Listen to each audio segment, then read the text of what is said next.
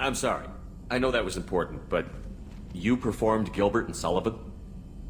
I am the very model of a scientist Solarian. I've studied species Turian, Asari, and Batarian. I'm quite good at genetics as a subset of biology because I am an expert, which I know is a tautology. My xenoscience studies range from urban to agrarian. I am the very model of a scientist Solarian.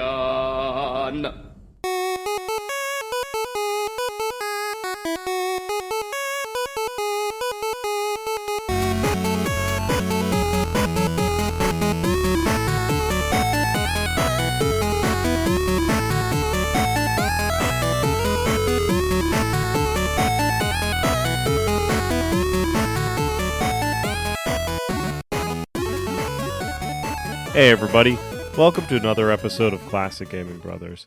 I'm Seth, and Zach is conveniently absent. And we're the Classic Gaming Brothers. That's right.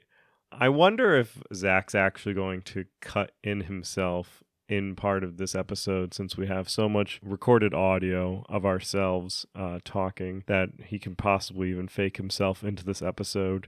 But actually, Zach is unfortunately sick this week, and we didn't have any guests lined up like we did last time. So either I chose the wrong day to record and I'm alone in the studio, or that's it. This is it. This is going to be the show. So I don't even know where that joke is. So hopefully, if we're going to do something a little unique, I'll try to keep the show intact as much as I can, going through what I've recently been playing. At the episode, I have some stuff prepped before us, and finally wrapping up with a retro game that I've played recently. We'll go through and go through all the story beats, and unfortunately we just don't have Zach, so I don't really know what the timing of this episode's going to be on, because Zach usually prevents me from going on random tangents, and I'm also just talking myself, so I don't have to wait to hear Zach ramble on. So it's going to be an interesting episode. And if you don't listen to it, I'm okay with that. I will sleep well knowing that you were like, screw this. But I wanted to make sure that we had something available for you every Sunday, since that's what we've done. And we wanted to put something together. So here's the Classic Gaming Brothers with just one brother. And maybe that's the episode's name. But we're going to get into, when we get to the full episode, like I said, we have something exciting that we want to talk about. However, recently I've been playing a game called Call of the Sea. Call of the Sea was developed by Out of the Blue Games and published by Raw Fury and released in December of 2020. It's another adventure game, so of course it's something that I would be playing. But Call of the Sea is an otherworldly tale of mystery and love set in the 1930s South Pacific, where you explore a lush island paradise, solve puzzles, and unlock the secrets in the hunt for your husband's missing expedition. In it, you play as Nora, and you are trying to find your husband Harry, and you have some sort of illness, and like this family illness that like took your parents, and now you have it, and you get spots on your fingers, and your husband went off to go find a cure for you, and then you went off to go find your husband because he didn't come back. So you have to go and explore this island trying to find him, and while he's looking for your cure, and you have to try to look for him. The island is, from what I've played, mostly unoccupied so far. You start off in a boat, and they drop you off in a little rowboat, and you take a rowboat over. Then you can start exploring the island and seeing the different canoes that they had, and you can start doing the puzzles that you encounter on the island as you try to put together the experience. It plays from a first-person perspective, and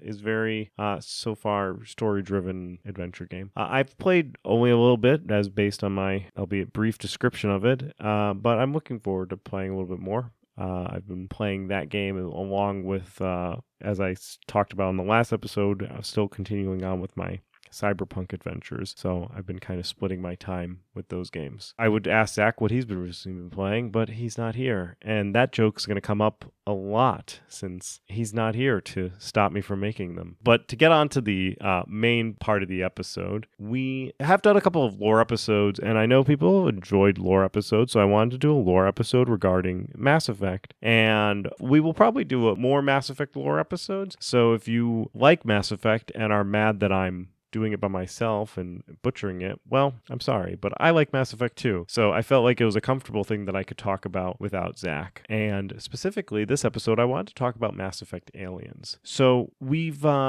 oh, that's fun. I'm going to talk about this. I'm reading some notes. Zach did help create some notes for the episode, as well as he'll be editing the episode. So it's not like he's not involved. He's just extremely sick. So we wanted to do more lore episodes regarding Mass Effect. Here's the first episode of that series. We did a number of episodes on Sonic because Zach loves Sonic. So we're going to do a bunch of episodes with Mass Effect because Mass Effect Trilogy is one of my favorite games. Mass Effect itself, I just finished up, not recently, but pretty recently, a run through of the entire trilogy. This time I did it through the Legendary Edition. I'll probably do another Legendary Edition run. I don't know if I'll do one by the end of this year, but it'll probably be sometime next year. I'll probably do another Legendary run, maybe Renegade. But Mass Effect is very invasive with my life. I own a lot of merchandise, such as hoodies and other collectibles. I've read the comics, the novels. I'm going to watch the anime. And one of my favorite parts of the Mass Effect series are the aliens.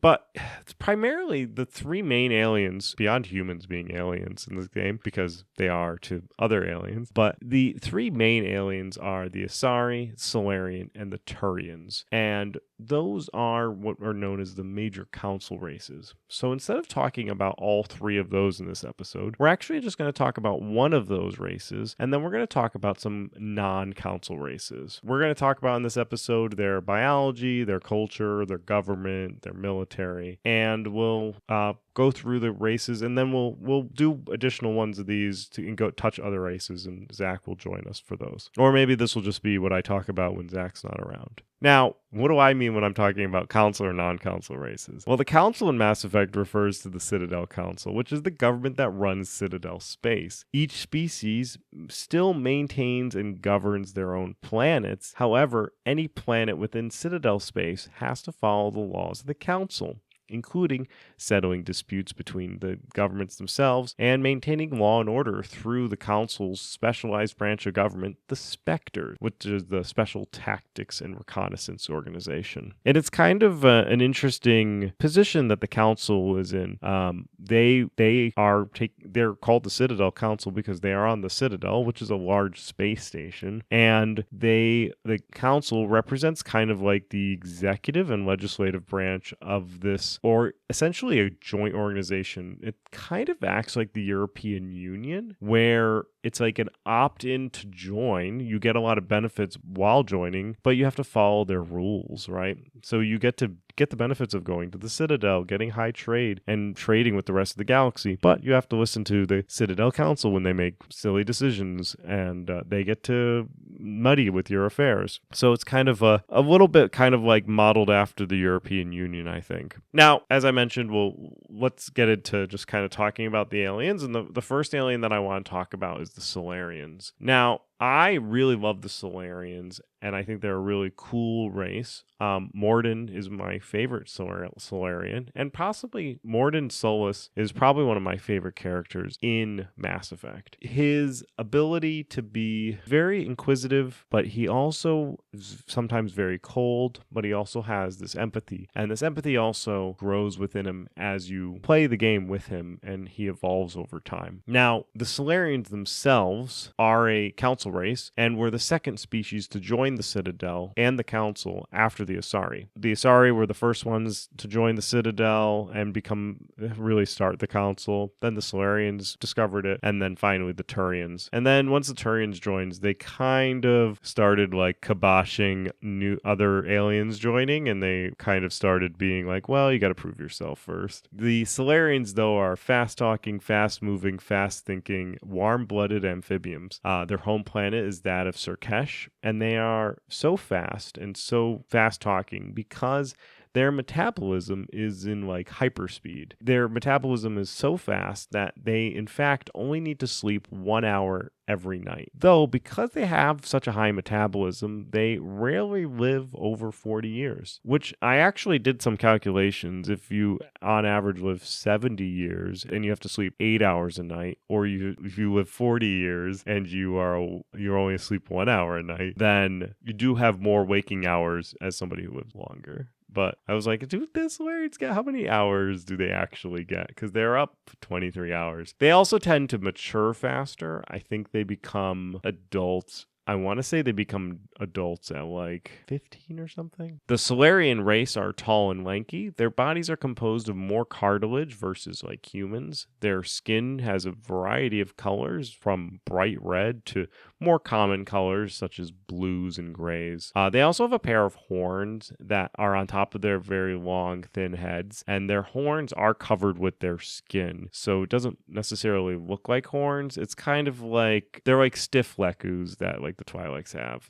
There's like this, it's like an appendage, but it's just straight up. I guess it's not really an appendage, it's just like a horn. But anyway, it's covered with skin. It's not like exposed horn. They are an androgynous race, and it's very difficult to tell males from females. They tend to be a more male dominant as a species because they are a haploid diploid egg layer, which means their unfertilized eggs produce males and their fertilized eggs produce females. And a Solarian female will lay a clutch of about 12 eggs like once a year. And the society really dictates that only a fraction of them are fertilized. And thus, 90% of the species is actually male. Now, Solarians are best known for their knack at inventing things. They will often use some form of advanced technology, but they will often overlook things like quality and consistency. As an example, the Guardian starship that the Solarians use as a defense system, if it malfunctions, can actually cause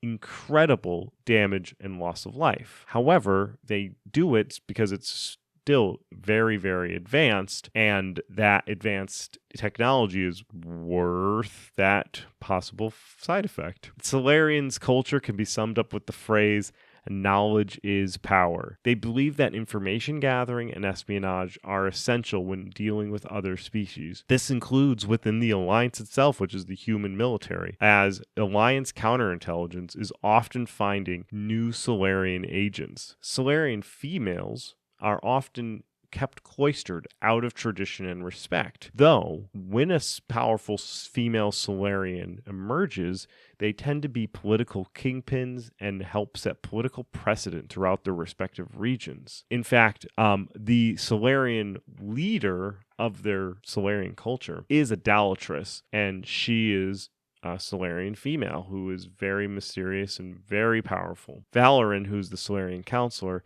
is actually an exception to the political norm. Many Solarian men excel in business and academics, but females tend to excel in politics, except for Valoran, who is a male Solarian counselor. However, if Valoran dies, which is possible throughout the Mass Effect trilogy because of your actions, then he is replaced with a female Dalatress who becomes the counselor, showing that Valoran he's a unique factor. Now, Solarians don't necessarily have a concept of romantic love or even sexual attraction due to the way that they reproduce. This doesn't mean that a relationship between two Solarians is impossible. It's just not really common. Sexuality is seen by their people as a strictly reproductive purpose, which makes sense since they're truly an egg-laying race, so they don't gain any pleasure from copulation, and thus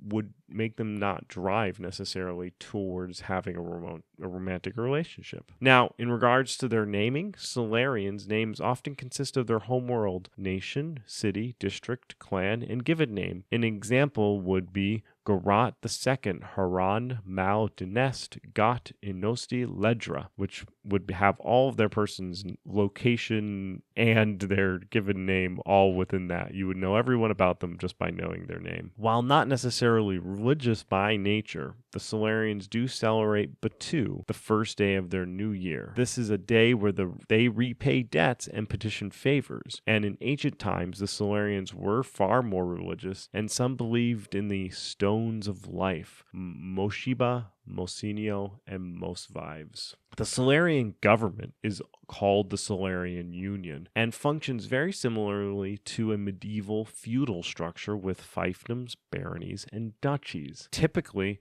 a Solarian's first circle of their clan will consist of parents, siblings, uncles, aunts, and cousins, and the next circle will consist of second cousins. By the fifth circle, a clan can consist of millions of individuals, and they have a photographic memory, so they can recognize their relatives. So you could know your third cousin, and you can be part of this massive organization of your family within this type of feudal structure of essentially almost possibly you could be tied back to royalty. The Solarian military is rather small versus the military of especially the Turian, the humans, and the Asari. I believe in Mass Effect the ranking of military is Turian, human, Asari, Solarian, and there may be non-Citadel races that are bigger than the Solarian, like Krogan. The Krogan definitely have a military that's larger than the Solarian. The Solarian military is mostly consisting of volunteers.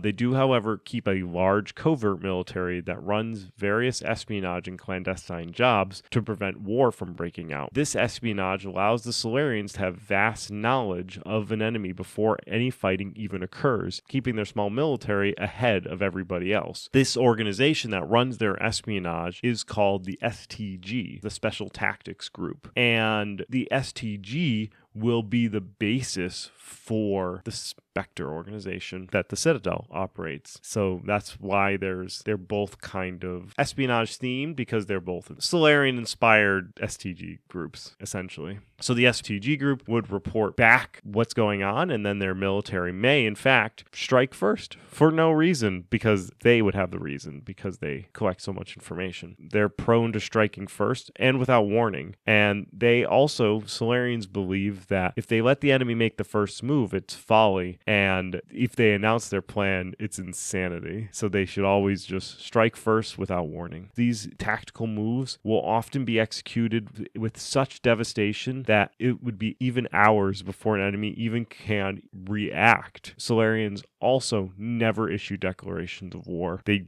merely attack and do what needs to be done. To get on to the next race that I wanted to talk about tonight was the Volus. I really like the Volus.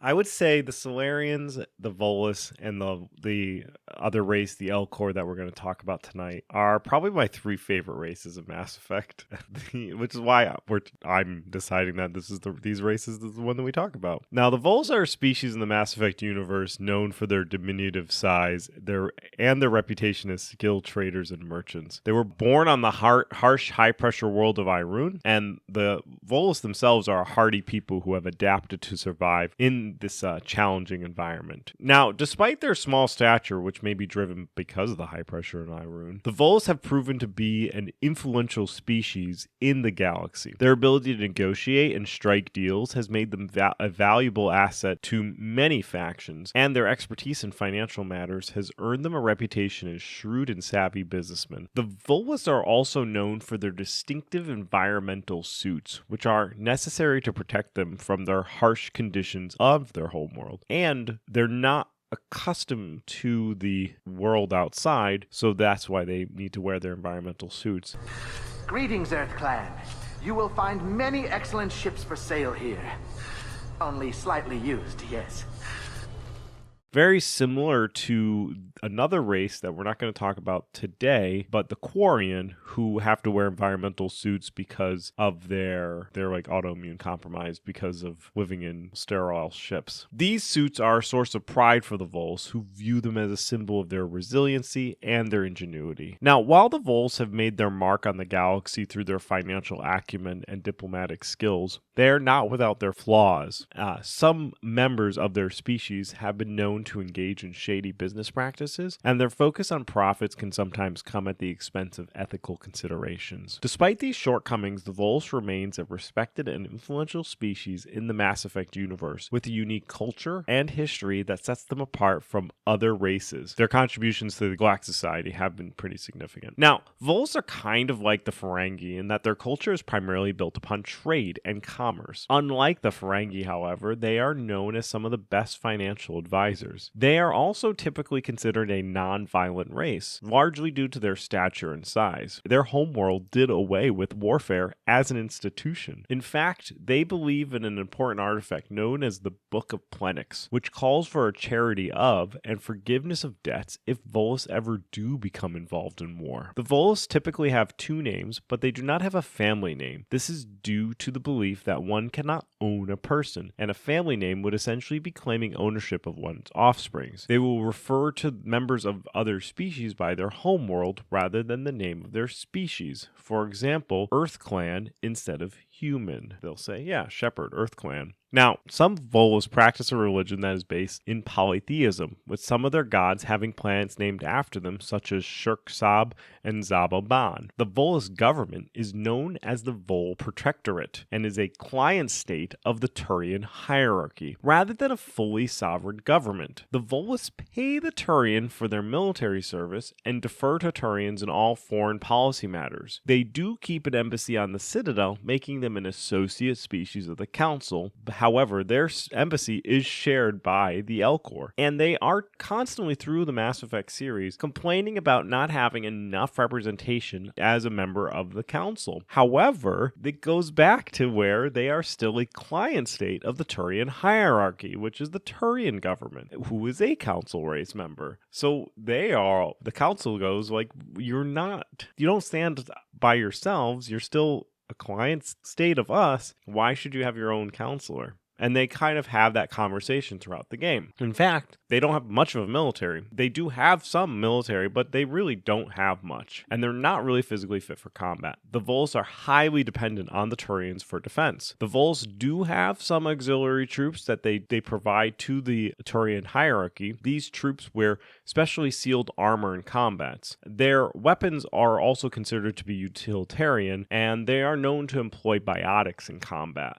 They tend to have a lot of bombers, is what their fleets tend to possess, because bombing can be used to also mine. So a lot of their bomber ships are mining ships that are just converted for combat. Finally, we're going to talk about the Elcor. Now, the Elcor are a species native to the world of Dakuna and are encountered on the Citadel. They kind of look like, Zach would describe, loaves of bread, but with arms and feet. I actually would disagree and say they kind of look like if an elephant was talking to you with its butt, and its butt's face was that of Eeyore's. And if you think that's what they look like in your head and you go look up an Elcor, that's going to be what you always see now, because that's what I see when I see them. Now, the world of Dakuna has a very high gravity, and thus the Elcor evolved to be both strong, but they are also very slow. Their inability to move quickly is done out of survival on their whole planet, as a fall in a high-gravity environment could be fatal. Elcor speech, to many, sounds mostly flat and monotone. Pleased greeting. Human, it is always good to see your kind.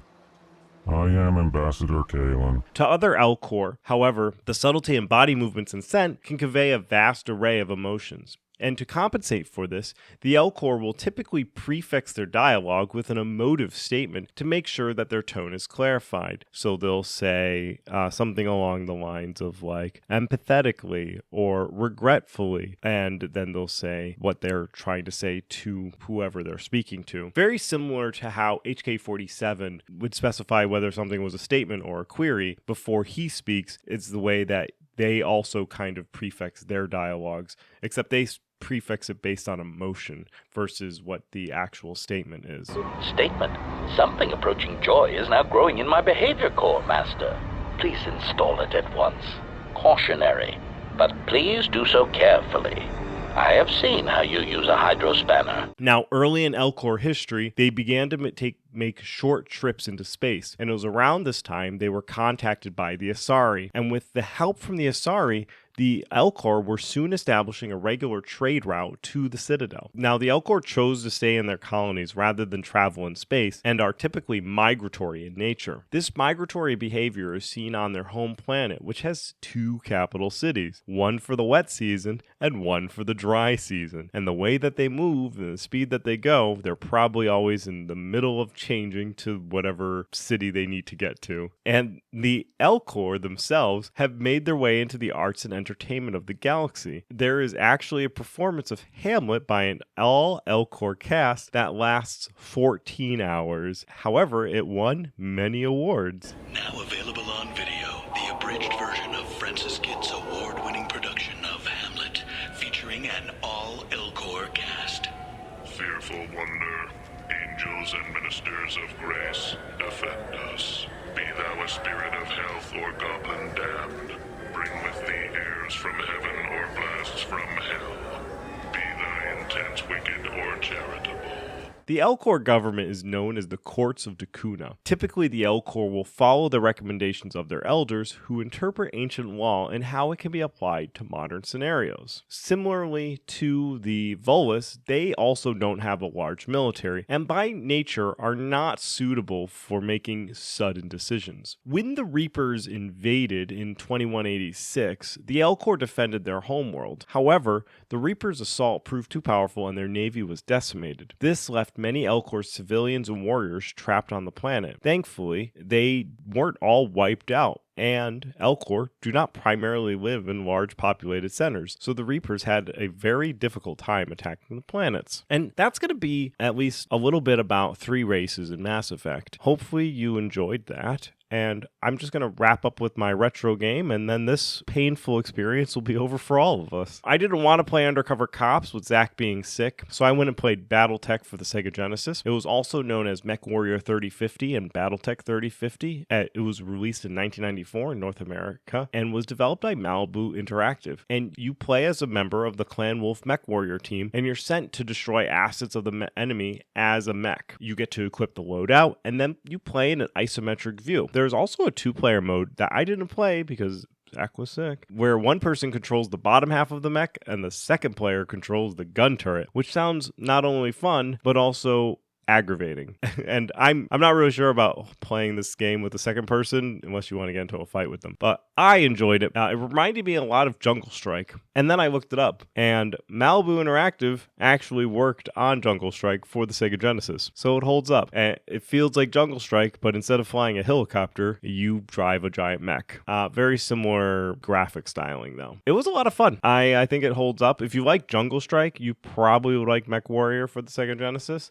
You play as a giant mech, and you run around and destroy things. I'm not going to give Zach a game, and next game I'll play Undercover Cops. Next episode I'll have played Undercover Cops, and I'll be talking to Zach, because hopefully he'll be back. Or he'll be sick for a very long time, and I don't know. We'll just keep having these random episodes with just me. So hopefully you've gone back to other episodes and listened to them with Zach and actually enjoy us. And if you do, you can always reach out to us at classicgamingbrothers@gmail.com. You can also follow us on Facebook, Instagram, and Twitch, all at Classic Gaming Brothers. You can follow us on Twitter at CG Brothers Pod. Additionally, you can listen to us wherever you find your podcast. And finally, Zach, am I missing anything? Oh yeah, I'm missing Zach. Anyway, don't play games like my brother. And then he would usually say, don't play games like my brother. And then I would say, I've been Seth. He'd say, I've been Zach. And I would say, we've been the Classic Gaming Brothers. And then someone would say, that's right. And we'd wrap it out here. So enjoy and have a great day. And I hope come back. Zach will be back next episode. Thanks. Bye.